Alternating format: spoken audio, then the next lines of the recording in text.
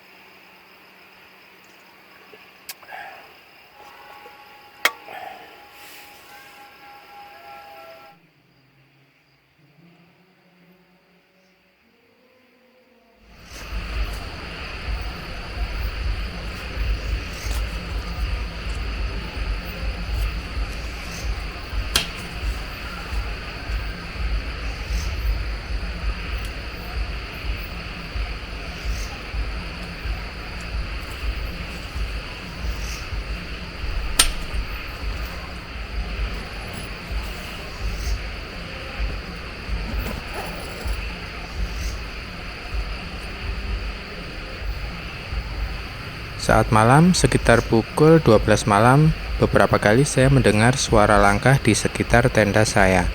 Yang aneh adalah suara langkah hanya terdengar seperti suara hewan atau makhluk apapun itu, tapi dengan satu kaki. Karena saya tidak mendengar suara langkah kaki kedua. Karena penasaran, saya mencoba keluar. Tapi tidak terlihat apapun di sekitar tenda. Lalu pukul 12.30 malam, tiba-tiba terdengar seperti suara ada yang melompat ke tanah. Karena saya tidak mau terjadi konfrontasi dengan makhluk apapun itu, saya memutuskan tidak keluar tenda dan hanya bersiap dengan pisau lipat yang selalu saya bawa, jikalau terjadi hal-hal yang tidak diinginkan. Akhirnya saya pun tertidur dan pagi pun datang.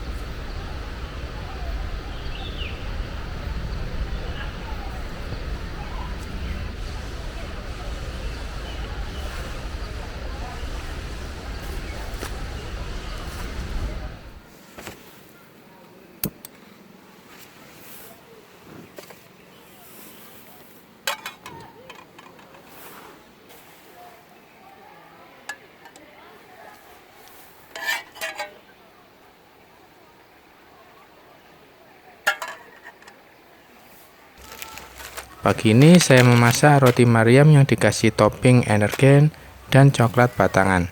Sebuah menu yang belum pernah saya buat, tapi saya yakin pasti enak.